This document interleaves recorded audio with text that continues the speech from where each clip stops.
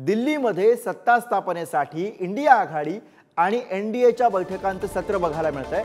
पंतप्रधान मोदींना एनडीएतील 21 नेत्यांचं समर्थन मिळतंय, तर इंडिया आघाडीकडून सुद्धा सत्तेची जुळवाजुळव करण्याचा प्रयत्न सुरू असल्याचे चित्र आहे।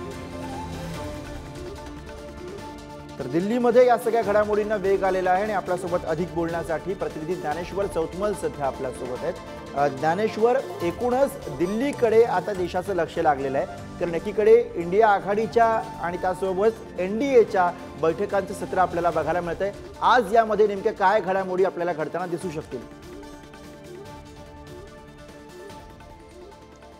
बरोबर आहे गुरुप्रसाद, काल आपण एनडीए आणि इंडिया आघाडीच्या ज्या बैठका झाल्या त्या संदर्भातल्या वेगवेगळ्या घडामोडी पाहिल्या, तशाच वेगवान घडामोडी आज दिल्लीमध्ये आपल्याला पाहायला मिळणार आहेत।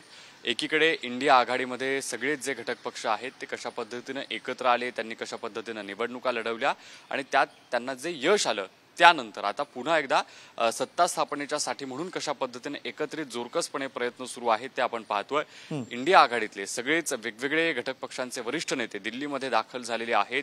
काल जी महत्त्वाची बैठक झाली यामध्ये इंडिया आघाडीच्या नेत्यांनी सत्ता स्थापनेच्या दृष्टिकोनातून विश्वास व्यक्त केलेला आहे। आज महत्त्वपूर्ण ज्या काही बैठका दिल्लीमध्ये होणार आहेत त्या पाहणं अत्यंत महत्त्वाचं आहे। त्यामध्ये काय घडतं हे पाहावं लागेल। एकीकडे इंडिया आघाडीचे सगळे प्रयत्न सुरू असताना आपण एनडीएकडे जर लक्ष दिलं तर एनडीएमध्ये देखील आज महत्त्वाचे जे घटक पक्ष आहेत त्यांची पुन्हा एकदा दिल्लीमध्ये एकत्रितपणे चर्चा होणार आहे, ज्यामध्ये जे महाराष्ट्रातले शिंदेचे सगळे खासदार आहेत, अजित पवारांचे खासदार आहेत, त्या नेत्यांच्या महाराष्ट्रात बैठका झाल्यानंतर ते दिल्लीमध्ये येणार आहेत। दिल्लीत सगळ्याच एनडीएतल्या सगळ्या महत्त्वाच्या नेत्यांची बैठक पार पडणार आहे। खरं म्हणजे सत्ता स्थापनेच्या निमित्तानं कशा पद्धतीनं जी राजकीय सगळी चुरस आपल्याला दिल्लीमध्ये अनुभवायला मिळते, पाहायला मिळते, ही अत्यंत महत्त्वाची आहे। कारण जेव्हा अशा पद्धतीचं सगळं राजकारण पुढे जात आहे, जो कल देशात सगळीकडे आपल्याला पाहायला मिळालेला आहे त्याचा कुठेतरी आपल्याला फायदा करून घेता येईल का आणि सत्ता स्थापन करून घेता येईल का, याच्यासाठी म्हणून इंडिया आघाडीतल्या सगळ्याच वरिष्ठ नेत्यांचे प्रयत्न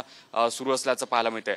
वरिष्ठ पातळीवर नेत्यांचे एकमेकांना फोन सुरू झालेले आहेत। कशा पद्धतीनं हे जे सत्ता स्थापनेचं गणित आहे ते सोडवायचं आहे, त्याच्यासाठी आकड्यांची जी बेरीज आहे ती होताना आपल्याला पाहायला मिळते। प्रयत्न सगळ्यांचेच दोन्ही बाजूने सुरू आहेत।